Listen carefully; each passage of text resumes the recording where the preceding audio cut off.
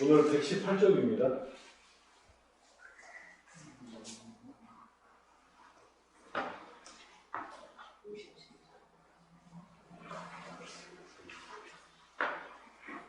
페이지로 하면은 60 몇 페이지 되겠네. 책으로 하면은 파워포인트로 118쪽.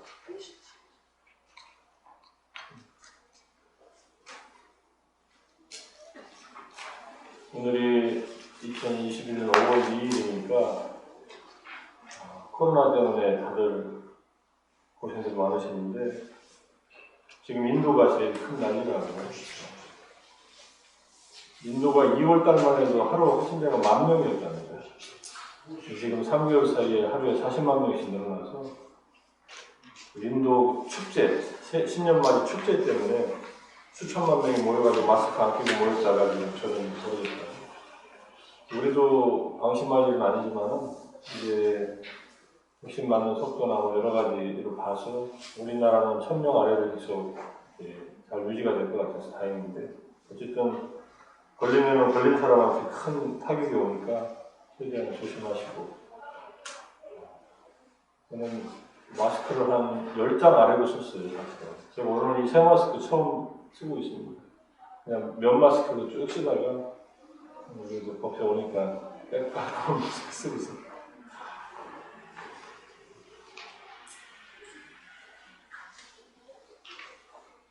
코로나 시대에 우리가 부처님 가르침이 어떤 의미가 있는가를 깊이 생각해 보는 것도 큰 의미가 있을 거라고 생각합니다. 지난 4월 18일하고 25일은 제가 명상 같이 하는 분들하고 법당에 가서 명상을 법당 사용을 허락해 주셔서 명상을 했는데 다들 이 법당이 너무 좋다고 이런 위치에 정령을 저 숲을 내려다보면서 명상할 수 있어서 너무 고마웠다고 얘기들이 있어서 감사드리고요. 부처님 오신 날 준비하는 기간이 있으니까 5월 19일 이후로 또 한 달에 한 번 이 정도씩 와서 같이 명상을 법당에서 하니까 같이 오셔서 하셔도 됩니다. 사실 일요일날 오후 1시 반부터 6시 반까지 하는데 5시간 정도. 오래간만에 부처님 말씀에서 다시 공부하니까 저도 어디까지 공부했지 하면서 예전에 이렇게 찍어놓은 자료를 보니까 117쪽까지 공부했더라고요.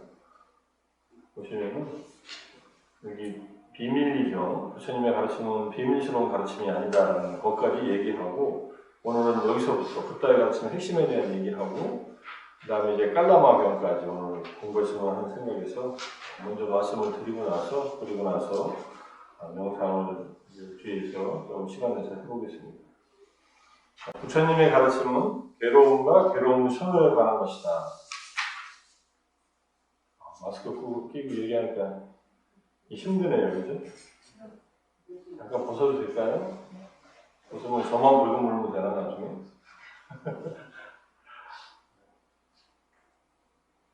벗기도 그렇고, 안 벗기도 그렇고, 그렇네요.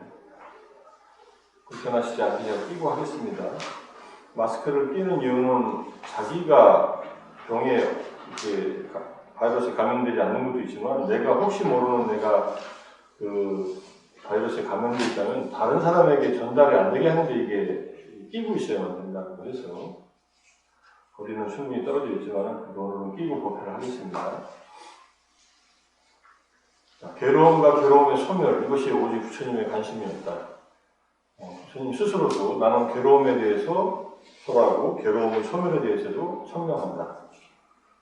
괴로움은 우리 모두가 겪고 있는, 지금 겪고 있는 다양한 괴로움들이 있지만 그 괴로움은 조건에 의해서 생겨났기 때문에 소멸될 수 있다는 것. 이것에 대한 가르침이 전체다 이렇게 보시면 되고요. 그런데 부처님의 이 법이 현재 삶에서의 괴로움의 경험에만 관심이 있는 게 아니라 지적인 관찰을 통해서 우리의 현재 경험을 정신적 향상이 유리한지 불리한지를 결정하는 기준으로 사용할 수 있음을 의미를 내포하고 있다. 현재 경험을 정신적 향상에 유리한지 불리한지를 결정하는 기준으로 사용할 수 있다. 지금 내가 경험하고 있는 것이 앞으로 내가 살아가는 삶에 더욱더 향상될 수 있는 그러한 기준으로 삼을 수 있느냐. 사실은 현재 경험하는 것이 내 삶의 전부가 지금 드러나고 그렇지만은 또 많은 것들은 감춰져서 내부에서 움직이는 것들도 많이 있습니다. 그래서 우리의 끈질긴 내부에서 일어나는 실존적인 요구는 해로움과 슬픔과 절망으로부터 벗어나는 것이다. 부처님 늘 말씀하시듯이 나의 관심은 나의 담마, 내가 가르친 법, 내가 추구하는 법의 목적은 단 하나다. 그것은 해탈이다.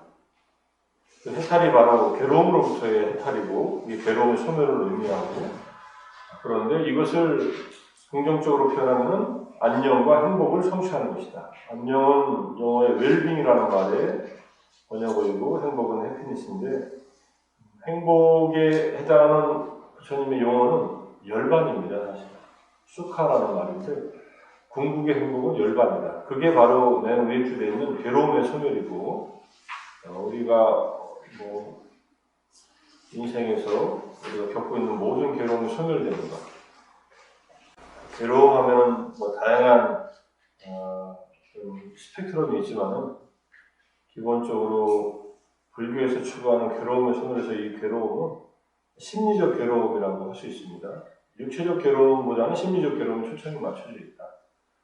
왜냐하면은 육체의 괴로움은 건강한 사람은 평생 동안 병원에 한 번 안 가고 안 아플 수도 있다 이렇게 말씀하시면서 하지만 마음의 괴로움이 없는 사람은 아란을 제외하고는 없다 이렇게 말씀하셨어요. 내가 마음이 괴롭다는 것은 아직 아란이 못 됐다 이렇게 생각하시면 돼요. 내가 깨달은 줄 알았더니 아직 마음이 괴롭네 이러시면은 아직 아란이 못 됐다고 생각하시면 돼요. 아란이 되시면은 일체의 정신적인 고통이 없지만 몸은 아플 수 있습니다. 부처님도 몸은 아프셨어요. 부처님이 가장 약한 부분이 어디냐면요. 소화에 약간 문제가 있으셨고 그 다음에 허리가 안 좋으셨어요. 이거는 전생의 업하고 관계되어 있습니다. 전생에 부처님이 지은 업이 현생에 11가지 정도가 나타났는데 부처님이 되고 나서도 그 중에 하나가 우의장이 좀 민감하셨던 것 같고요. 식사는 잘 하셨지만은 종종 배탈이 나십니다. 음식의 문제가 아니라 우의장에 문제가 있었다고 얘기하고 소화에 그 다음에 허리가 통증이 있어서 종종 제자들한테 아나나 내가 오늘은 허리가 불편해서 누워 있을 테니 네가 대신 법을 설하라 이렇게 얘기한 적이 종종 있습니다. 부처님도 몸이 아프셨으니까 우리 몸이 아픈 것 같고 너무 이렇게 상실감을 안 느끼셔도 됩니다. 어차피 몸은 아프게 되어 있습니다. 가능하면 덜 아프고 갈 때 그냥 건강하게 살다가 9988, 234 이렇게 한다고 99세까지 팔팔하게 살다가 2, 3일 아프다가 죽으면 제일 행복하다고 하는데 어쨌든 몸이 아픈 것과 마음이 아픈 것 중에서 불교는 마음의 아픔, 마음의 병을 치유하는 그런 시스템이고 그렇게 일단 이해하시는데 제가 이제 건강과 이 명상, 수행에 대한 글을 이제 쓰고 있는데 마음의 병이 몸에 미치는 영향이 너무나 지대합니다. 그리고 몸이 아픈 사람은 마음이 약하고 몸이 아픈 사람은 마음도 아파집니다. 그리고 우리가 이 부처님 말씀에서 앞에서 봤듯이 두 번째 화살이 정신적인 괴로움이라고 한다면 첫 번째 화살은 몸의 통증이거든요. 몸이 아프셔도 마음이 안 아플 수 있을 만큼 우리는 건강할 때 공부를 해놔야 됩니다. 이 공부는 자기의 내적인 힘을 갖추는 수밖에 없습니다. 근데 이제 몸이 불편하시고 몸이 기력도 없고 여러 가지 몸이 힘들어지면은 마음도 약해지는데 그러지 않기 위해서 우리가 부처님 법을 늘 공부하고 힘을 쌓는 거라고 생각할 수 있습니다. 자, 해로움을 피하고 안녕을 보장하기 위해서는 바라기만 해서는 충분치 않습니다. 바라기만 한다는 말은 나에게 행복이 오기를 이러고만 있어서는 충분치 않다.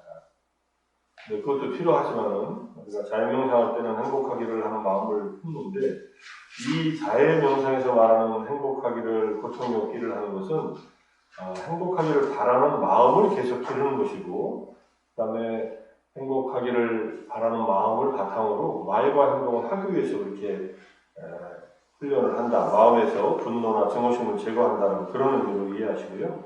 어쨌든 이러한 해로움이나 또 안녕, 이러한 그 반대되는 상황들이 의존하고 있는 조건들을 알아야 됩니다. 그래서 우리에게 일어나는 것은 무엇이든 일어나게 하는 조건이 있고, 괴로움도 조건 따라 일어나고 행복도 조건 따라 일어난다. 어떤 조건을 만드냐에 따라서 그 조건에 의해서 괴로움을 경험하기도 하고, 그래서 행복도 경험하기도 한다. 그래서 해로움과 괴로움을 일으키는 원인과 조건과 함께 안녕과 행복의 원인과 조건도 밝혀야 되는데, 궁극적인 목적인 괴로움으로부터 영원한 해탈에 이르는 모든 과정들을 그래야 갖게 된다. 그래서 이런 접근 방법의 훌륭한 그 예시가 깔라마경이라는 경전입니다. 안녕과 행복의 원인과 조건으로 무엇이 있고, 우리 삶을 해롭게 하고 괴롭게 하는 조건은 무엇이 있는가를 부처님이 가르치신 경전이 깔라마경입니다. 깔라마경은 나부타라니카야에 나온 경전인데 아주 유명한 경전입니다. 세계적으로도 모든 사람들이 읽고 있고 많은 사람들이 이걸 바탕으로 해서 불교의 특징을 얘기하기도 하는데, 깔라마 사람들은 겐지스 평원 지방에 살고 있는 사람들이었다고 하고요. 다양한 종교 스승들이 그들을 방문해서 자신들의 교리를 칭찬하고 경쟁 상대의 교리를 비난하는 것을 듣습니다. 이 깔라마 사람들이 살던 현재 델리 지역이라고 하지만 겐지스 평원, 이 사람들이 살던 이 도시가 마을이 코살라와 마가다의 국경지대에 가까운 곳에 있어서 양쪽 나라를 오고 가는 수많은 사람들이 거쳐간 곳이라고 합니다. 그래서 당시의 종교인들이 양쪽 나라를 오고 가면서 여기를 꼭 지켜가면서 다양한 이야기들을 했는데, 각자가 다른 얘기들을 했어요. 무슨 다른 얘기를 하냐면 주로 밑에 나오지만 윤회와 업에 대해서 서로 다른 주장을 합니다. 뒤에 말씀 잠깐 드리겠지만 어떤 사상가들은 윤회는 없다, 업도 없다. 선업을 짓는다고 행복해지는 것도 아니고 악업을 짓는다고 불행해지는 것도 아니다. 선과 악은 우리의 행위와 아무 관계가 없다 라고 주장하던 사람들이 있었습니다. 또 한편으로는 우리의 현재 행복과 불행은 과거의 업에 의해서 완전히 결정되어 있다. 숙명론이죠. 앞에는 우연론이고 뒤에는 숙명론입니다. 그래서 우리가 어떤 노력을 해도 그것을 막을 길도 없고 피할 길도 없고 더 낫게 할 방법도 없다. 자, 이 앞에 이 두 가지 사상이 극단적인 사상입니다. 또 한 가지는 힌두교의 그런 유신론적인 사상인데, 이미 이 세상은 신에 의해서 창조됐기 때문에 인간의 노력은 의미가 없다 라고 하는 그런 유신론적인 결정론 같은 것들이 있습니다. 이 모든 것들은 걷다의 깨달음으로 볼 때 이것은 전부 잘못된 그런 믿음이고, 그것들을 그 사람들에게 이제 새롭게 제시를 하는 방법을 이제 이 깔라마경에서 일러주시고 있습니다. 이제 모든 사람들이 와서 모든 종교인들이 각자 다른 말을 해서 혼란과 당혹함에 빠져 있었을 때 부처님이 지나가시는 머무실 때 부처님께 와서 이 깔라마 사람들, 제가자들입니다. 부처님께서 그런 우리가 갖고 있는 의혹과 의심을 풀어주실 것을 당부를 합니다. 그래서 부처님께서는 이 사람들, 깔라마 사람들이 의심과 당혹을 일으킬 만한 그런 상황이 있다는 것을 이해하시고 그들의 입장을 이해를 하고 이제 가르침을 주기 시작합니다. 당신들의 혼란은 충분히 이유가 있다 이렇게 얘기를 하시고, 여기에 지도 보세요. 여기가 깔라마 사람들이 살던 곳이에요. 당시에 16대국, 이쪽은 나라들이 거의 없고요. 여기만 다 모여 있습니다. 호살라와 그 다음에 마알라, 그다음 마가다 거기 지나는 길이고요. 이렇게 돼 있어요. 현재 잘 안 보이네요. 깨사푸타라고 하는 지역, 깔라마 사람들이 살던 지역인데, 지금으로 보면은 이제 네팔 바로 위치네요. 여기가 네팔이고, 네팔 바로 안에 여기인데 이거가 작아서 안 보이시죠? 근데 이 지역을 사람들이 거쳐서 이제 오고 가게 돼 있었습니다.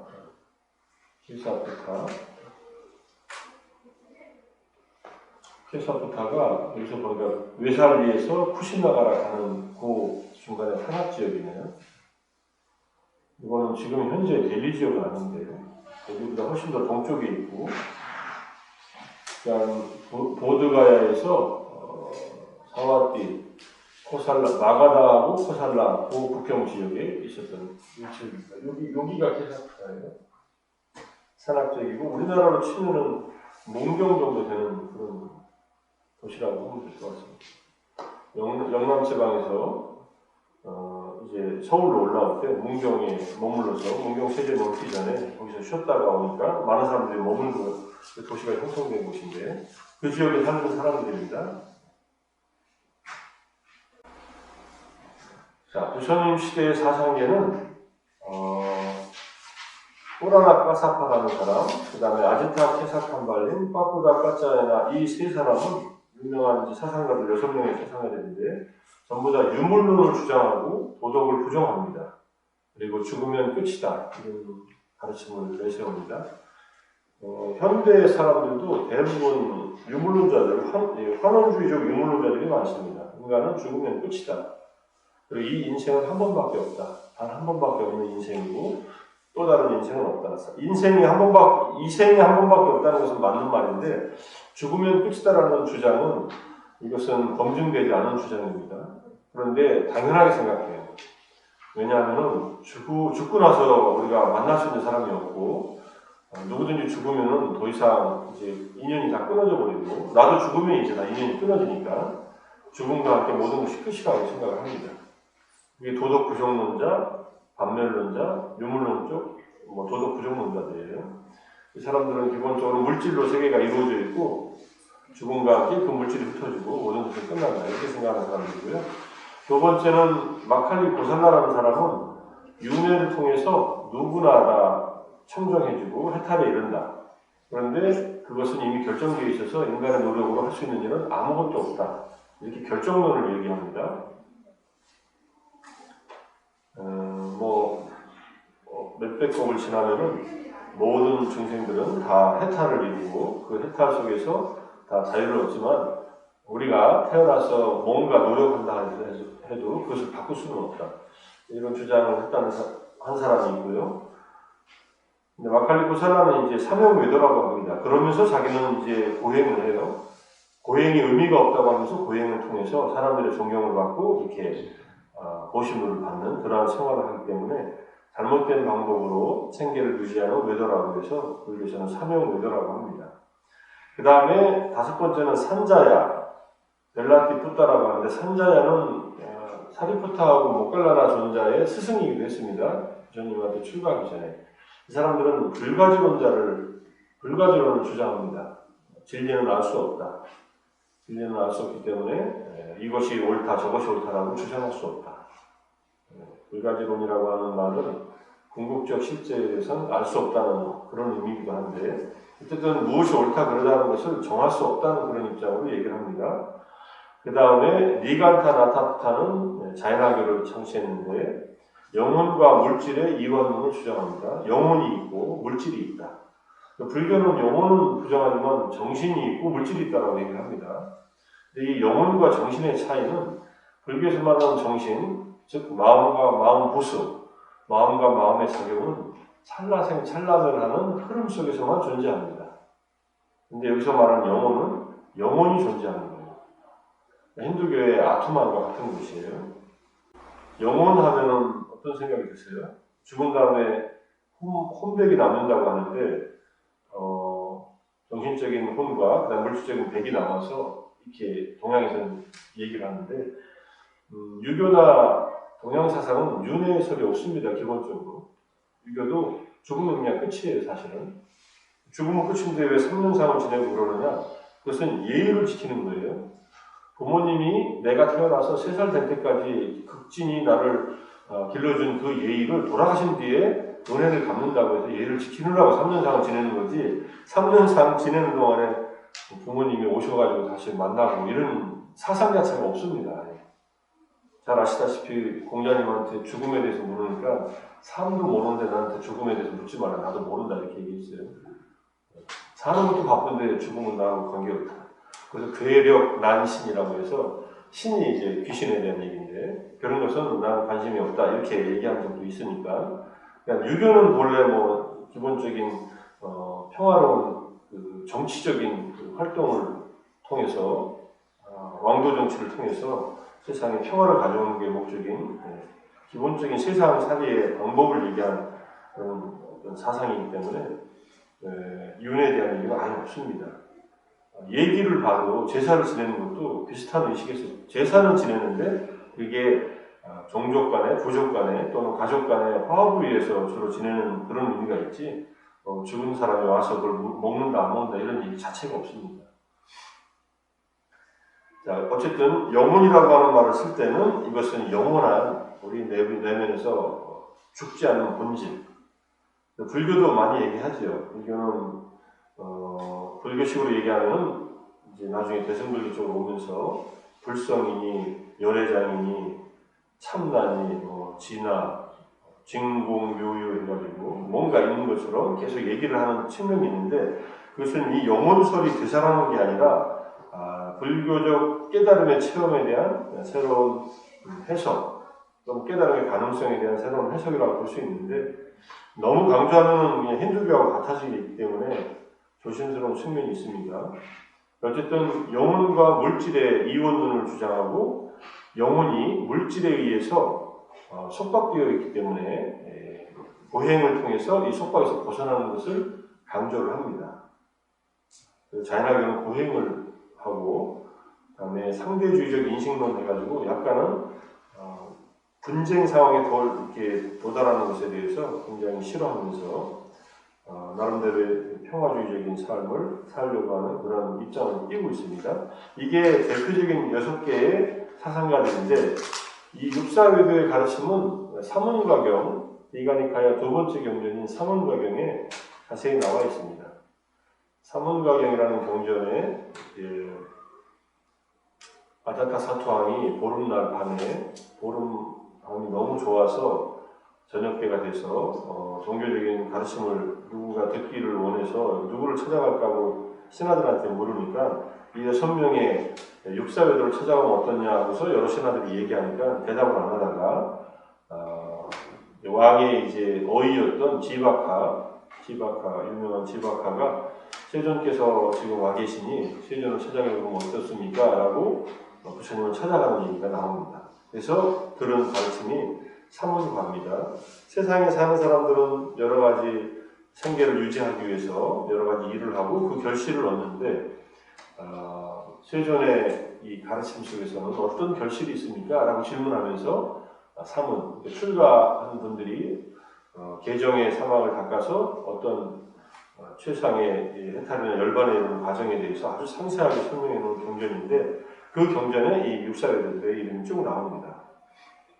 자, 그래서 정리를 하면은 불교 이외의 사상은 결정론, 모든 것은 이미 결정되어 있다는 거. 그 다음에 이 결정은 누가 했는지는 몰라요. 이미 결정되어 있다는 얘기를 하는 거예요. 그러니까 유물론적 무인론, 무인론이라는 것은 이 세상에 생겨나는 것들은 아무 이유 없이 그냥 생겨난 것이다. 아무 조건도 없고 이유도 없다. 다 물질적인 것들이다. 그래서 우연론이라고도 하고 숙명론적인 입장도 있습니다. 무인론은 우연론이고, 그다음 숙명론은 과거 업의 결과로 현재의 삶이 결정된다. 이거는 자연학교에도 좀 있고요. 그다음 힌두교에도 좀 있습니다. 그다음에 불가지론, 회의론, 그다음에 이원론 쪽 고행주의, 힌두교의 유신론이 있습니다. 힌두교는 신에 의해서 세상이 창조됐고, 그 신에 의해서 이 세상이 이런 식으로 계급이 나눠져 있다는 것을 이제 합리화시키는 그런 가르침이 있습니다. 여기 지금 말씀드린 디가니카야 두 번째 사문가경에 자세한 내용들이 있고요. 그 다음에 첫 번째 법망경에는 64가지 사견에 대한 얘기가 나옵니다. 62가지. 당시 인도에서 우리가 발견할 수 있는 잘못된 견해가 62가지로 정리해가지고 자세하게 나와 있는 게 법망경입니다. 범천에 금을 해가지고 모든 견해들을 다 포섭해서 부처님께서 비판하고 새로운 정견을 보여주시는 그런 경전이 법망경이라고 할 수 있습니다. 대승의 법망경은 대승 모살 계를 설하는 걸로 되어 있는데 초기불교의 법망경은 사견들을 얘기합니다. 과거와 현재의 사견들, 각자의 경험과 느낌에 따라서 사견에 빠져있는 그런 얘기들을 정리해가지고 상세하게 부처님이 비판하고 있습니다. 부처님은 평화주의자신데 잘못된 견해에 대해서는 단호하게 얘기를 하셔요. 잘못됐다. 그리고 제자들이 잘못하면은 아주 자비로우면서도 단호하게 잘못된 것을 딱 말씀을 하십니다. 최근에 경전 중에 하나를 보니까 부처님께서 일종식을 하면은 건강에 좋고 여러 가지로 이로움이 많다. 일종식이라는 것은 하루에 한 끼 먹는 거예요. 오전 중에 한 끼 먹는 건데 보통은 10시에서 11시 사이에 식사를 하시는데 그 얘기를 대중한테 쭉 했어요. 그랬더니 어떤 제자 비구 스님이 공개적으로 저는 배고파서 일종식 못합니다. 대중 선언하고 3개월간을 저녁을 먹어요. 부처님이 뭐라고 따로 뭐라고 안 하시고 근데 3개월 지내고 나서 보니까 자기가 잘못했다는 것을 그때서야 깨달아요.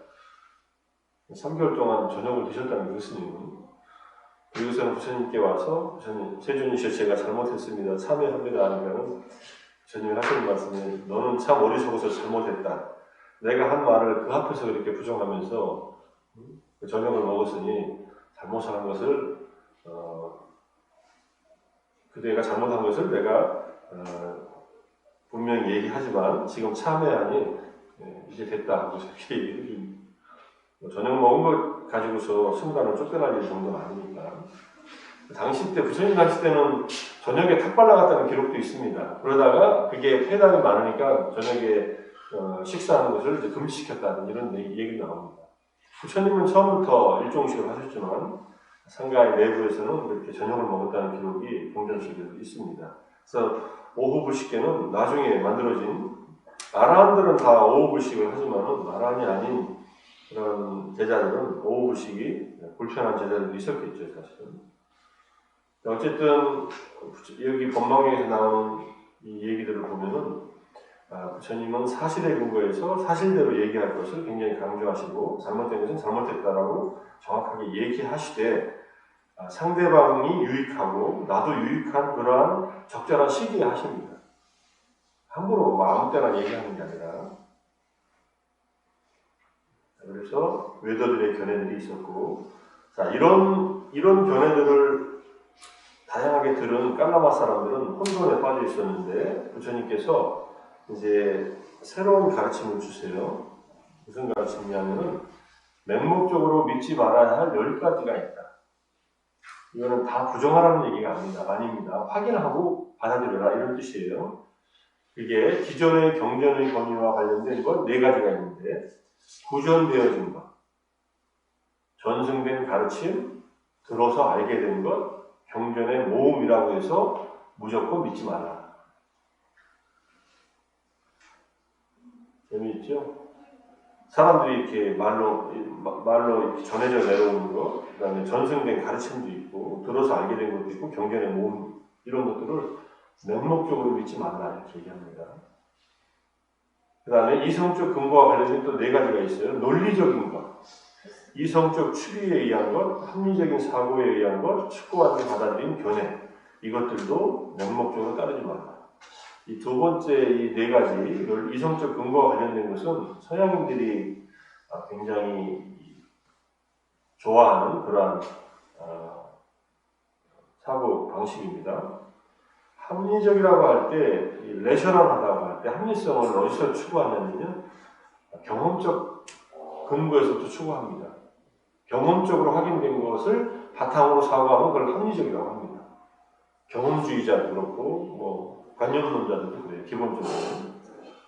그래서 경험에 근거해서 그 경험의 토대에서 이제 추론적인 사유를 하는데 그런 것이라 하더라도 100% 믿지 그냥 맹목적으로 받아들이면 안 된다 이런 뜻입니다. 그 다음에 마지막 두 가지가 또 더 재미있어요. 인상적인 설법을 아주 잘하는 사람이 말한다고 해서 무조건 받아들이지 말라. 그러니까 존경받는 스승들이라고 해서 무조건 받아들이지 말라. 여기에는 당신도 들어갈 수 있다는 것도 충분히 가정을 합니다. 부처님은 당신을 예외로 하지 않아요. 스승을 검증하라고 할 때도 이제 검증작용이라는 경전이 마치만디카에 있는데 부처님께서 우리가 나중에 배울 겁니다. 그때 말씀에서 그대들은 나를 검증하라 이렇게 아예 대놓고 얘기하세요. 내가 하는 말과 내가 하는 행동에 차이점이 있는가 없는가 나를 오랫동안 살펴봐라. 스승으로 삼을 만한 사람은 그냥 스승으로 대하지 말고 오랫동안 지켜봐라. 그리고 나서 믿을 만한 사람이다. 말과 행동이 일치한다면 그 다음은 그분의 가르침을 따라서 실천하라. 나도 예외가 아니다. 내가 하는 말 잘 들어봐라. 잘 듣고 그게 삶 속에서 적용시켜보고 확인되는가. 또는 부처님께서 하신 말을 부처님은 실천하고 사는가. 이렇게 아주 대놓고 얘기를 하시니까 누가 뭐라고 할까요? 부처님이 그렇게 얘기하시니까 불교의 속성을 그냥 알 수 있는 얘기죠. 내가 하는 말은 곧 길이요 진리요 생명이 무조건 따르라 믿어라 이게 아니라 내가 하는 말조차도 그대들도 충분히 확인해봐라. 그만큼 자신감이 있으셨다는 거고요. 확인될 수 있는 시스템이 있었다는 얘기입니다. 불교는. 지금 여기에 하얗게 붙여놓은 게 파일 속에는 여기 이걸 누르시면 깔라마경이 튀어나옵니다. 나중에 경전을 한번 자세히 읽어보셔요. 고요한 소리 홈페이지 들어가시면은 깔라마경을 번역해놓은 법륜 시리즈가 있습니다. 그냥 그 PDF로 다운받으셔가지고 보셔도 되고 PDF 잘 모르겠다면은 책이 1,000원이니까 하나 구해서 보시고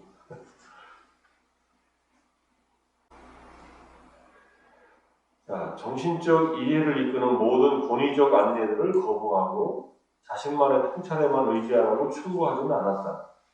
자신만의 통찰만을 의지하라는 것도 아니라는 거예요, 이 말은.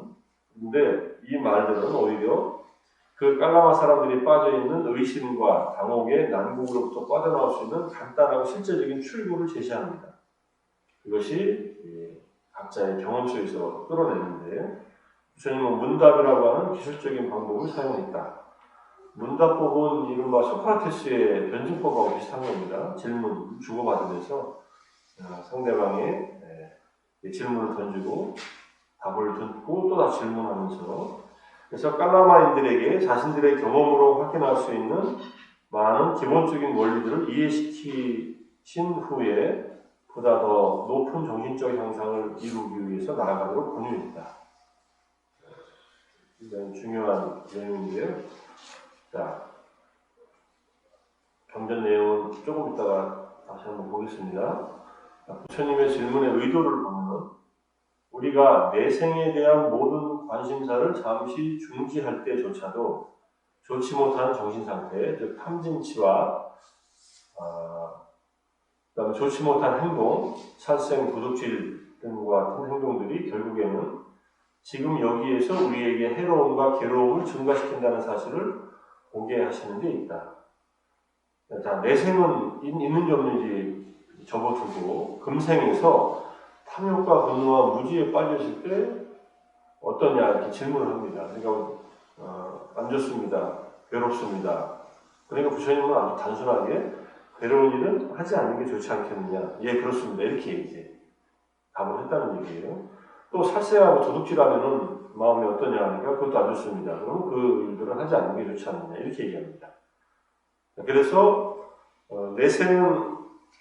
내생에 대한 얘기 한마디도 안 하시고 현실에서 탐진치를 버리고 사는 삶의 유익함을 이제 보여주고 탐진치에 빠져 사는 삶의 해로움을 보여줍니다. 그 사람들의 삶 속에서 이 인생을 오랫동안 살아왔으니까 탐진치의 경험들이 많이 있었을 것이고 이러한 탐진치에 빠져있고 그래서 살생과 도둑질을 하고 살았던 삶이 굉장히 스스로에게도 괴로웠다는 사실을 확인시킨 다음에 하지 말라고 이렇게 얘기합니다. 불교가 가르치는 이 윤리적인 삶은 그냥 보편적인 일반적인 윤리예요. 사람들이 살면서 해로운 것들을 하지 말라는 거예요. 이걸 예컨대 계를 안 지키면 지옥 간다가 아니라 이런 좋지 않은 행동을 하면 누구나 괴로움 속에 살게 된다. 이렇게 얘기를 하는 겁니다. 네, 여기서 요즘에 최근에 발라이라마께서 대담한 책 중에 하나가 종교를 넘어서라는 책이 있습니다. 비욘드 릴리전이라는 책이 있는데 종교적인 윤리를 강조하면 그 종교를 안 믿는 사람과 충돌이 일어난다.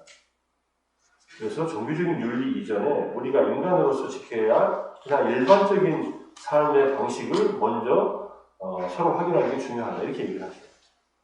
근데 불교인은 불교인으로서 5계를 지키고 기독교는 기독교인으로서 10계를 지키고 살 때 이게 충돌하면 어떻게 됩니까? 그럼 갈등을 일으키잖아요. 종교가. 나 외에 신을 믿지 말라고 거기는 그렇게 되어 있는데 불교의 5계 속에는 그런 내용도 없고 신에 대한 내용은 아예 불교에서는 말도 안 하고 하니까 그러면 이게 저쪽 계를 지키다 보면은 신을 믿지 않는 사람들에 대한 배타적인 마음이 생기는 법입니다. 불교는 불자가 아닌 사람에게 배타적으로 대하라 이런 얘기가 없습니다. 그 사람이 사람인 이상은 사람으로서 대해줘야 될 기본적인 그런 5가지 계를 지키면서 서로 조화롭게 살기를 얘기하셨지. 그래서 불교는 가장 종교적인 도구마에 빠져서 타종교를 비판하는 또는 안 좋게 보는 그런 시각이 가장 적습니다. 없다고는 얘기는 안 하지만 그렇다고 타종교인들을 억지로 개종시킨다든지 타종교인들에 대해서 배타적으로 불교인들이 이렇게 행동한다는 것이 역사적으로도 현실적으로도 가장 적습니다. 그래서 많은 시대에 많은 국가에서 불교가 흥행하던 시기에는 다른 종교들도 같이 흥행합니다. 억압을 안 합니다. 인도에서도 그랬고 한국에서도 그렇고 한반도에서도 그랬습니다. 자, 그래서 여기서 부처님이 제시한 이 윤리들은 그냥 우리가 생활 속에서 확인할 수 있는 그러한 윤리다.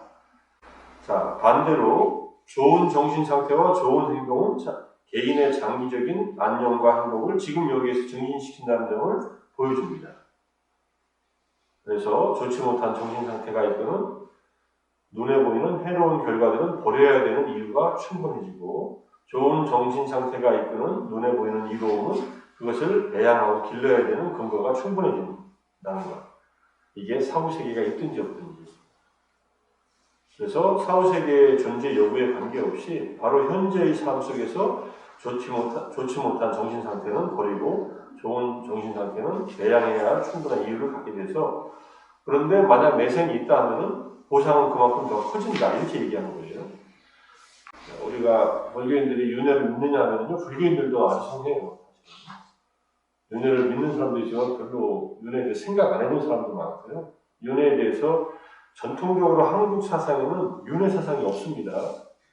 한국의 기본 이 사상, 종교가 들어오기 전에 기본 한국의 사상은 샤머니즘이에요. 이 샤머니즘은 시베리아부터 시작해서 저기 인디안들의 샤머니즘과 맥을 같이 하는 샤머니즘인데 샤머니즘은 윤회 사상이 없어요. 이승과 저승만 있어요.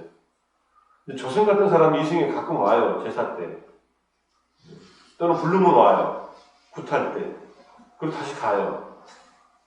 가서 또 어디 있는지 몰라. 부천을 떠든다고 할 때 부천이 어딘지 잘 모르면서 어쨌든 죽어서 저승으로 갔는데 이승과 연결이 돼 있네요. 또. 그걸 연결시키는 사람이 무예요. 무당이에요.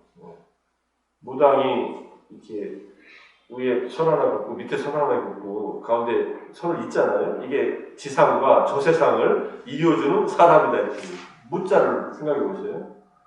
그러니까 저승과 이승을 이어주는 사람은 무라고 합니다. 그게 이제 여성이든 남성이든 상관없습니다. 죽은 자와의 연결고리를 찾는 건데, 그래서 우리는 전통적으로는 윤회 사상이 없는데, 불교가 들어와서 그것과 이제 결합돼가지고 윤회를 하는데, 윤회에 대한 믿음이 없는데 윤회설이 들어와서 조금 아직 그게 제대로 정립이 안 된 경우들도 많이 있습니다. 윤회는 우리가 잘 모르잖아요, 사실. 모르는 이유는 단순합니다. 전생이 기억이 안 나요. 인생에 내가 누구였는지, 내 생을 어떻게 될지도 몰라요. 근데 윤회를 믿기가 쉽지 않죠. 근데 불자들이라고 하고 부처님의 가르침을 따른다고 하면은 부처님은 윤회를 다 보신 분입니다. 전생도 다 보셨고 죽은 사람들이 어디로 가는 것도 보셨어요. 전생을 보신 것은 숙명통이었고 그 다음에 내생 죽은 사람이 어디 태어나는 것을 보신 능력은 천안통입니다. 사생지라고 해요. 두 가지를 다 갖고 계셨으니까 당신한테는 이게 확실한 사실이에요. 윤회설은 인도에 본래 있었지만은 인도에 있었던 윤회설과 부처님의 윤회설은 다릅니다. 인도에 있었던 윤회설은 아트만이 윤회한다는 거예요. 영혼이 윤회한다는 소리였는데 부처님은 그런 영혼이 없는데 오온이 이어진다 이렇게 얘기해요. 전생의 오온이 지은 업이 현생의 오온이 받고 현생의 오온이 지은 업이 그 다음에 그 업의 힘이 남아있는 한 다음 생에 새로운 오온이 형성되면서 그 오온으로 연결되는 거예요. 근데 거기에 영혼이나 자아는 없습니다. 이걸 이해하기가 쉽지 않죠. 내가 윤회한다고 해야 이게 쉽게 이해하는데 나는 없는데 윤회는 하네. 이거 도대체 뭐가 돌아다니는 거야? 이렇게. 이거는 계속 숙제입니다. 무화설은 그래서 머릿속으로만 생각해서는 혼돈에 빠져요. 부처님께서도 차라리 내가 있다라고 생각하고 잘 살아라 이렇게 얘기하신 적도 있어요. 마음을 나라고 생각하지 말고 몸을 차라리 본인이라고 생각하고 잘 건사하고 살아라 이렇게 얘기한 적도 있으세요. 내가 본래 없는데 있다라고 생각하는 사람들한테는 그렇게 생각하는 게 더 건강할 수 있다 이렇게 얘기를 합니다. 자 어쨌든 윤회 세계의 문제는 이게 서로가 감각적으로 확인할 수 있는 일이 아니라서 달라이라마께서도 서양 사람들이 윤회에 대해서 물어보면은 그거 당신하고 얘기를 나눌 주제가 아니라고 다른 얘기하자고 그러신답니다. 그래서 그 마인드 앤 라이프 인스티튜트 마음과 그 생명 그 연구소에서 하는 모든 작업들은 주로 불교와 과학과의 만남을 추구하셔요. 과학이라고 하는 것은 우리의 감각계각으로 확인할 수 있는 일들이잖아요. 그러니까 불교는 얼마든지 과학과 만날 수 있는 접점을 이룰 수 있는 그러한 아주 자유로운 그 정신으로 불교의 수행 상태나 또는 불교의 어떤 가르침들이 만날 수 있는 계기가 있는데 이것만이 서로 간에 합의할 수 있는 지점이에요. 사실. 그런데 과학자들 데려다 놓고 윤회에 대해서 아느냐 모르느냐 윤회가 있는데 왜 너네들은 보이지도 않는 보이지 않는다고 부정하느냐 이렇게 얘기해봐야 아무 소용이 없습니다. 차라리 그거는 나중에 더 불교에 대한 믿음이 강해지거나 자기가 직접 뭘 경험하거나 숙명통이 열리거나 하면 저절로 알아지는 것이지 논쟁의 상대나 교육의 어떤 과정이 아니라고 이렇게 얘기해서 얘기를 안 하셔요 거의. 정말 믿음 있는 사람들이 오면은 얘기를 해주시고 티벳 사람들끼리는 그 얘기를 충분히 같이 법문소에서 하신다고 합니다. 자 어쨌든 내생이 없어도 현실에서 잘 살아야 되는 이유는 충분히 있다. 나에게 해로운 일은 하지 말라. 이 생에서. 나에게 유익한 일은 찾아서 하라. 그게 탐진치가 개입된 세 가지 탐진치의 바탕을 둔 언행은 하지 말라는 것. 탐진치가 없는 언행은 행복을 증진시키기 위해 이것은 다 해야 된다는 것을 말씀하십니다. 이제 경전 속에서 쭉 얘기를 합니다. 버리고 받아들이는 기준은 해롭고 유익합니다. 탐욕과 분노와 무지에 의해서 우리 마음이 휩쓸려 있으면 살생, 도둑질, 잘못된 눈에 거짓말을 하게 되고 그러면 나에게 손해가 발생하고 해롭고 비난받고 손해가 되고 괴로움을 경험한다. 그때 그것들을 버리도록 하라 이렇게 얘기하신 거예요.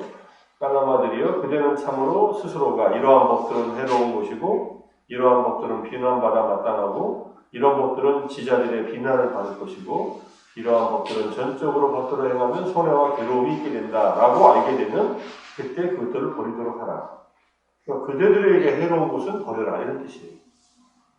내가 하는 말이 맞으니까 받아들이고 남의 말을 버리라가 아니에요. 부처님이 이런 기준을 정확하게 사람들의 내면의 경험에서 끌어내기 때문에 부처님의 이 설법 방식은 아주 탁월하다고 할 수 있습니다. 사람들이 부정을 못하게끔 딱 자기들의 경험 속에서 이걸 끌어냅니다. 그 다음에 탐욕이 없고 분노가 없고 어리석음이 없는 이런 마음 상태가 되면은 살생하지 않고 도둑질하지 않고 삿된 음행하지 않고 거짓말을 하지 않아서 이익이 생긴다. 그래서 유익하고 칭찬받고 이익이 있고 행복을 경험한다.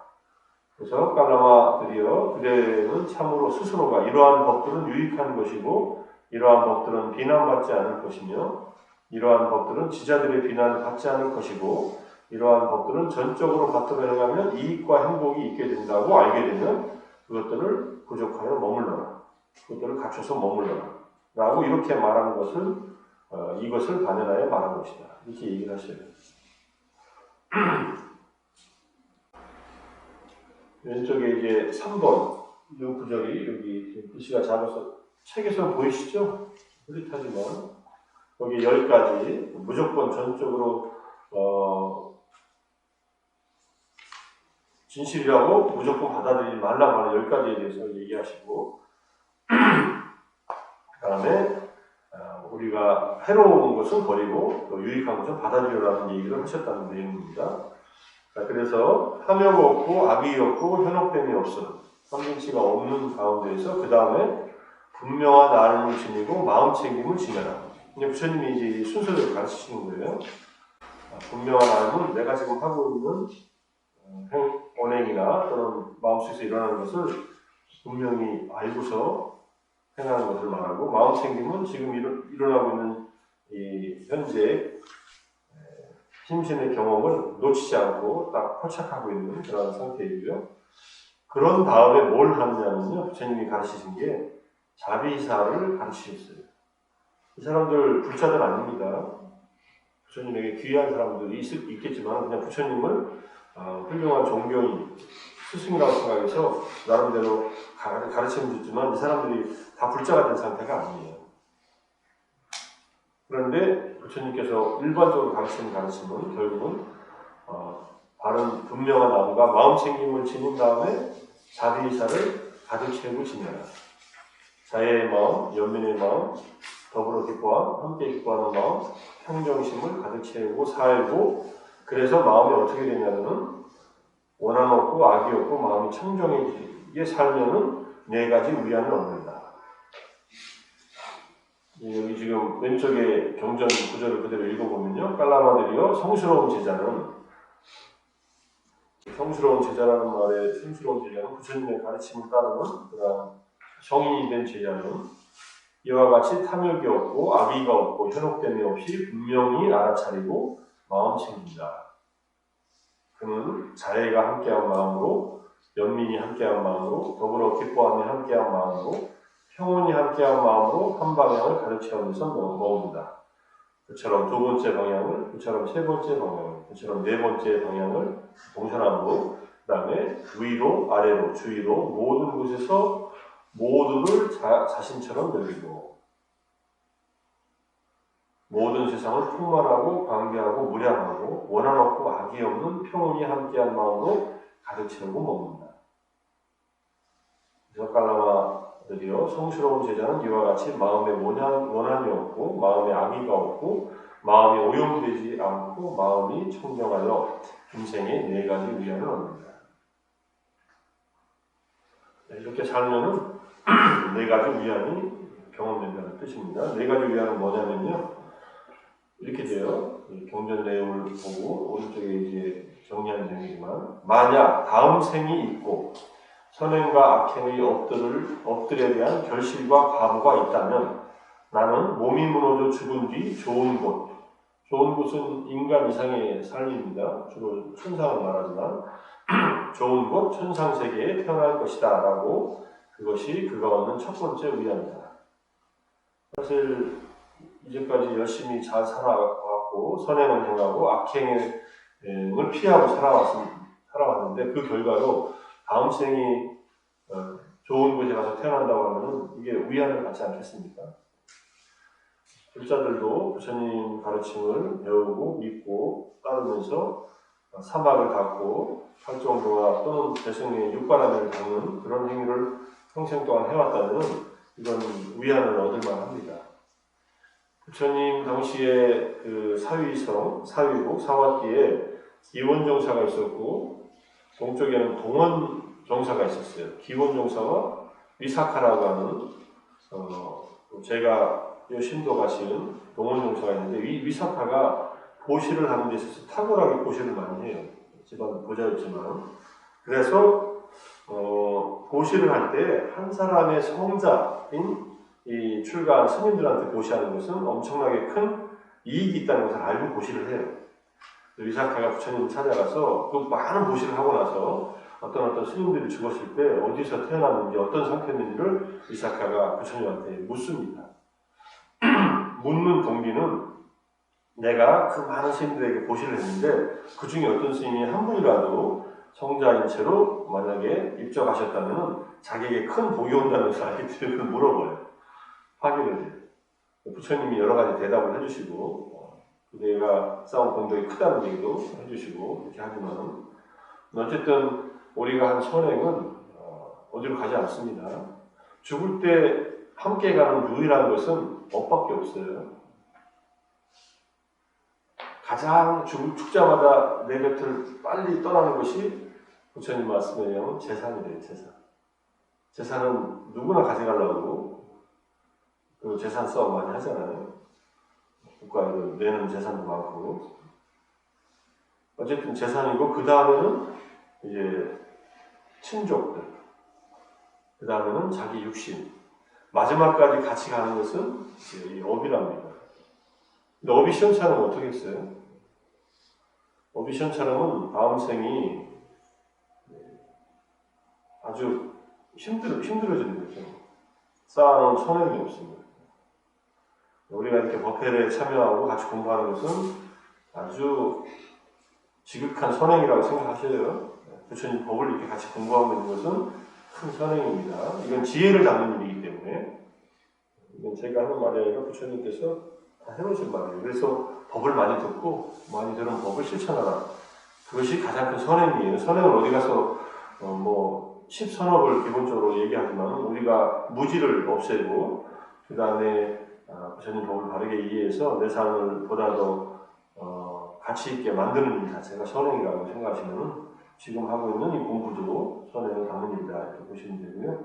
자, 그런데 만약 다음 생이 없고 선행과 악행의 업들에 대한 결실과 가부도 없다면, 설령 없다면, 없지는 않아요. 없다면 어떻게 되느냐? 나는 금생에 원한 없고 악이 없고 고통 없이 행복하게 살 것이다.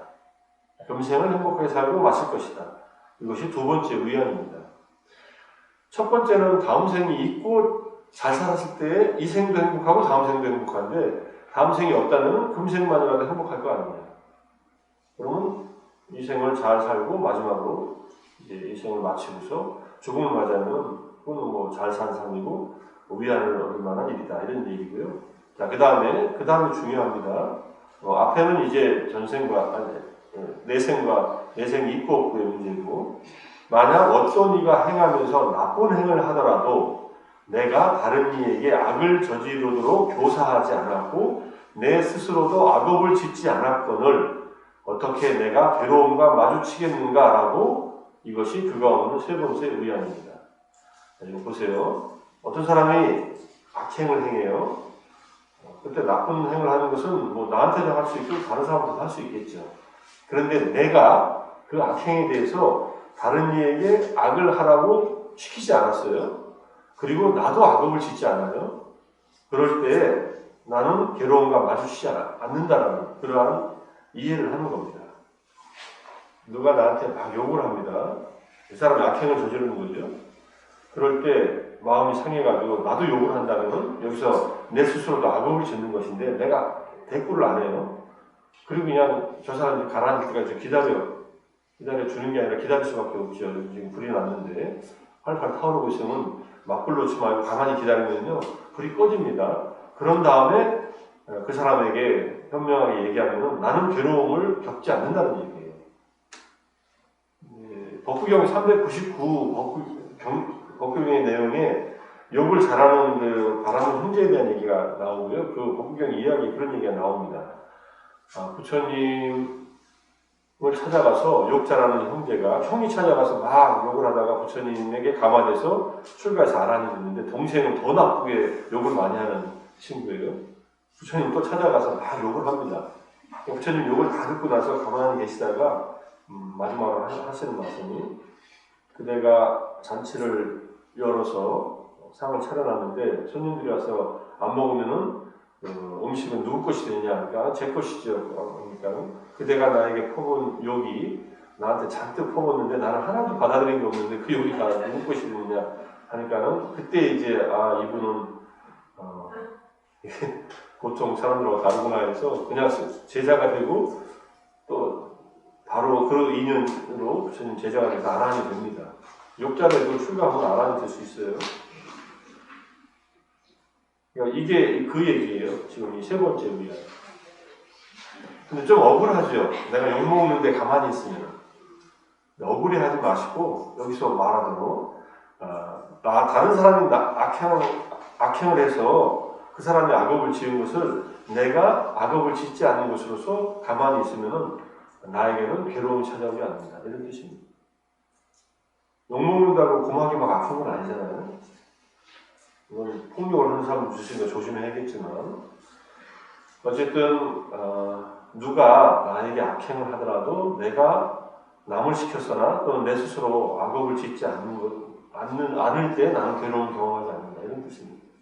어떤 분들은 이렇게 얘기하더라고요. 저 사람이 나쁜 행을 하니까 그것을 하지 못하도록 해줘야 되지 않느냐. 저 사람이 오랫도록 저 나쁜 행을 해서 괴로움을 경험하니까 그러니까 내가 저 사람이 잘못했다는 것을 가르쳐줘서 악업을 그치게 해야 되지 않느냐 이렇게 얘기를 하는데 그렇게 할 수 있으면 하세요. 근데 잘 안 됩니다. 성공적이지 못합니다. 차라리 좀 기다렸다가 부처님처럼 현명하게 좀 식은 다음에 천천히 얘기되죠. 그 사람이 스스로 잘못을 발견하게 하는 것이 가장 현명한데 그렇게 할 수 있으면 하는데 그렇게 못할 경우에는 내가 악업을 짓지 않는 것이 중요하다. 상대방의 악업을 내가 멈추게 하는 것은 쉽지 않아도 내가 악업을 짓지 않는 것은 내 선택이다. 이거 세상에 이렇게 살다가는 손해만 보고 살겠는데 이렇게 생각되시면은 잘 생각해 보시고 진짜 손해보는 일이 뭔가를 이제 한번 생각을 깊게 해보시라는 거예요. 욕을 하는 게 내가 손해보지 않는 일이라는 거 부처님이 그래 욕을 해라 맞다고 치고 너도 마음을 속 시원하게 욕하고서 그리고 그 다음에 더 이상 그 사람 만나지 말라 이렇게 했겠지만은 욕을 하는 것 자체가 내가 악업을 짓는 거예요. 부처님은 아주 철저하게 스스로에게 해가 되는 일을 하지 말라고 그 다음 남에게도 해가 되는 일 양쪽으로 해가 되는 일을 하지 말라고 하시는 분이니까 이게 선하게 산다는 것이 무기력하게 사는 게 아니라 용기 있게 사는 일이다 이렇게 볼 수도 있습니다. 만약 어떤 이가 행하면서 나쁜 행을 하지 않으면 나는 양면으로 청정한 나를 볼 것이다. 이건 무슨 말이냐면요. 어떤 이가 행동을 하는데 나쁜 행을 하지 않아요. 나도 안 해요. 양쪽 다 나쁜 행을 하지 않으니까 저 사람도 청정하고 나도 청정할 것이다. 그러면은 이게 네 번째 위안이다. 이런 뜻이고요. 자, 이게 부처님의 가르침 이 네 가지 위안에 대한 가르침이에요. 정리하면은 탐진치에 쌓여서 오개를 깨는 일을 하면은 그것은 현생에서도 괴로우니까 탐진치에 빠지지 말고 오개를 지키면은 이 생에서 행복할 것이다. 그 다음에 다음 생이 있다면 다음 생도 행복할 것인데 다음 생이 있으니까 걱정하지 말고 다음 생도 행복하게 연결된다고 하는 것을 믿고 받아들이면 더욱더 위안이 두 개의 위안이 생기는 거예요. 다음 생이 없다 하더라도 손해보는 거 아니다. 충분히 현생에서 행복을 경험한다. 그 다음에 타인이 나쁜 짓 하더라도 나는 맞장구 쳐서 나쁜 짓 하지 말자. 한지 줘갖고 모르게 줘가고는 될 줄 알고 여기서 지금 그래서 다른 이에게 악을 저지르도록 교사하지 않았다는 말, 교사한다는 말은요. 내가 하면은 이제 걸리니까 돈을 주고 사람을 사서 이렇게 해코지를 하는 거예요. 그런 적 있었죠. 대기업 그 총수가 자기 아들 어디 가서 얻어맞고 왔다고 해서 그런 일을 시키는 거예요. 결국은 시킨 사람은 이게 시킨 사람 자체가 악업에 가담한 거예요. 내가 직접 하거나 남을 시켜서 상대방의 해가 되게 하는 것은 그런 나쁜 행위를 한 것입니다. 자, 그래서 이 네 가지 위안에 대해서 오늘은 잘 생각하시고, 불자들은 아주 기본적으로 내생이 있는지 없는지 잘 모르지만 부처님이 있다 하셨으니 부처님의 깨달음을 믿고 내생이 올 것이다라고 생각하는데, 내가 윤회하는 게 아니라 이렇게 번뇌에 쌓여서 업을 지으면 거기에 대해서 과보로서 결과가 연결된다고 이렇게 이해하셔야 돼요. 요거는 이해하기가 조금 어려우니까 그냥 내버려두고 내생이 또 온다 라고 생각하시고, 금생에 잘 산 삶이 금생도 아름답게 마치지만 내생으로도 좋은 결과가 연결된다는 것을 굳게 믿으시고, 믿기만 하면 안 되죠, 그죠? 선행을 해야죠. 믿고 나서 삼진치를 덜어내는 작업과 그 다음에 오계를 지키고 보시하는 일, 삼보에 귀의하는 일, 이런 일들을 제가 언제 말씀드리겠지만은 기본이 보시고 그 위에 계를 지키고 그 위에 삼보에 귀의하고 그 위에 우리가 계를 지키는 것보다 삼보에 귀의하는 것이 밑에 있어요. 보시하고 삼보에 귀의하고 계를 지키고 그 위에 이제 우리가 수행을 하는 것이 있습니다. 삶을 이 선행을 한다는 것, 선업을 하는 방식이 최고의 선업은 지혜입니다. 지혜. 어떤 지혜냐? 무상함을 관통하는 지혜. 이 지혜만이 우리를 이 윤회의 고통에서 벗어나게 해주기 때문에 지혜도 업입니다. 명상하는 거 다 업이에요. 참선하는 거 다 업이에요. 절에 나오는 것 자체가 업이에요. 좋은 업이에요. 그리고 공부하는 거 다 업입니다. 업이 아닌 것으로서 우리가 할 수 있는 것은 그냥 일어나는 결과들을 그냥 수용하는 일밖에 없습니다. 대부분 다 업입니다. 눈으로 떠서 보면서 끊임없이 일어나는 마음속에서 의도가 일어나면서 업을 짓고 있고, 그러니까 순간순간에 일어나는 일, 순간순간에 경험하는 일들을 맞닥뜨리면서 분명히 알고 마음 챙기고 자비사의 마음으로 계속 이걸 확장시켜 나가면은 이 선업과 선행의 결실이 계속 무르익습니다. 이게 지금 깔라마게 부처님이 계속 하시는 말씀이에요. 그렇게 해서 위안을 얻고서 현생도 안정되게 편안하게 잘 살다 가고 다음 생에서 또다시 불법을 만나서 더 깊게 수행해서 완전한 자유, 완전한 해탈을 이루기 위한 그런 토대를 금생에 잘 만들어라. 인간으로 태어난 것은 큰 기회다. 인간으로 태어난 것은 큰 기회라는 말은 인간은 적당히 괴롭고 적당히 즐거움도 알고 살기 때문에 괴로움을 경험할 때 괴로움을 벗어날 마음을 일으킬 수 있는 그러한 기회가 있다는 거고요. 괴로움을 그냥 피해갈 대상으로 보지 말고 괴로움을 통해서 삶을 깊이 이해하고 그 괴로움을 벗어날 수 있는 그러한 길을 선행을 통해서 선업을 통해서 추구하고 마지막으로는 그 선업의 결과에 매이지 않으면서 그 다음에 궁극의 행복에 도달하면은 이제 선업이 나를 구속하지 못합니다. 선업, 악업은 이미 없어지고 한두 번 말씀드린 적이 있는 것 같아요. 금강경에도 인용되어 있는 법상, 윤사, 하왕, 비법이라는 가르침. 법도 버려야 될 것인데 법 아닌 것은 말할 것이 있으라 할 때에 법 아닌 것은 악업이에요. 법은 선업입니다. 그때 마츠마니카에는 정확하게 주석서에서 얘기돼요. 법은 사마타 위파사나와 같은 수행법이다. 그리고 법 아닌 것들은 팔정도를 벗어난 행위들. 그러니까 법 아닌 것은 당연히 내려놔야 되고, 그 다음에 법은 충분히 이제 뗏목처럼 이쪽 강변에서 저쪽 강변으로 건너가고 나서는 뗏목을 가져갈 필요는 없지 않느냐. 이 말의 의미를 저는 자유로워진 다음에는 자기가 자유에 이른 길을 너무 고집하지 말라. 스스로는 그 방법으로 갔다 하더라도 다른 사람들은 다른 뗏목을 이용할 수도 있기 때문에 그 뗏목 갖고 싸우지 말라. 이렇게 저는 이해를 합니다. 뗏목을 버리고 부수고 가라는 게 아니라 뗏목은 누구라도 서로 또 이용해야죠. 부처님의 가르침에 따라서 실천 수행하면서 고통을 없애는 삶을 살아야 되는데 뗏목 이 방법 때문에 싸우는 것은 어리석다. 이렇게 저는 이해를 합니다. 내 수행법이 옳으니 네 수행법이 옳으니 하고 따지는 것은 뗏목 갖고 싸우는 일이다. 내가 탄 뗏목으로 내가 고통을 건너가면은 그것으로 역할을 맞췄고 그것을 계속 사용하더라도 집착은 하지 말라. 이런 뜻으로 불법은 선법도 집착하지 말라라고 하는데 선법을 완성하고 집착하지 않는 거지 선법을 안 하고서 집착하지 않는 그것은 불가능합니다. 제가 아무리 부처님 법을 봐도 선행을 하지 말라는 가르침은 없습니다. 선행을 하고 거기에 붙들리지 말아요.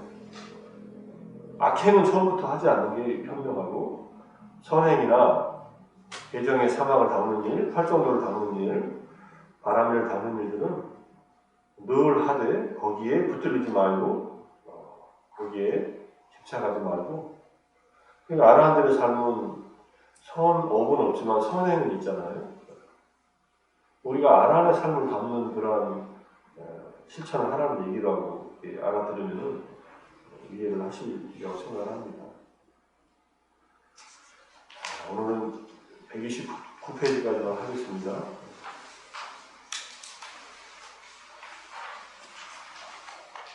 혹시 질문 있으시면 하세요.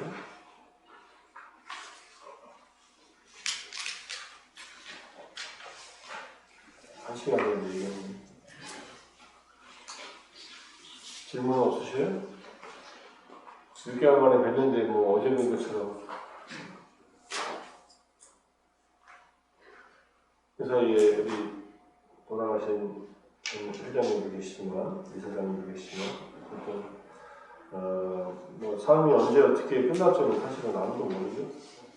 누가 먼저 갈지는 모릅니다. 오는 것은 순서가 있었지만 갈 때는 아무도 순서가 없으니까 우리가 가기 전까지 부처님 법이 우리 삶을 정말로 위안을 얻을 수 있을 만큼 내 업에 자산을 좋은 자산을 많이 쌓아놓자. 우리 같이 공부하고 같이 수행하고 같이 보시하고 같이 계를 지키고 이런 행위 자체가 우리들이 함께 쌓는 선업이고 저는 그런 생각이 들어요. 여기 한보법회에 오셔서 같이 정진하시는 모든 분들이 이 생만의 인연은 아니라는 생각이 들고 또 이 생의 인연이 또 다음 생으로도 좋게 연결될 것이라고 이 조건이 서로 같이 만들어가는 이 조건은 함께 또 연결될 것이라고 생각합니다. 누가 뭐 천상에 먼저 올라가셔서 거기서 정진하고 있다가 이제 우리가 생을 다하고 가면은 거기서 또 만나가지고 서로 알아볼지 안 알아볼지는 가서 봐야 되겠지만 서로 모습이 달라지니까 못 알아볼 수도 있습니다. 그렇지만 마음은 통할 거예요, 사실. 이렇게 같이 모여서 정진했는데 마음이 안 통하겠습니까? 그냥 서로 반가울 겁니다. 이렇게 봐도 그런 삶을 또 연결되어서 좋은 정진의 어떤 계기들이 또 마련될 것이라고 생각하고요. 자, 그러면은 이제 명상을 좀 하겠습니다. 바르게 앉으시고요.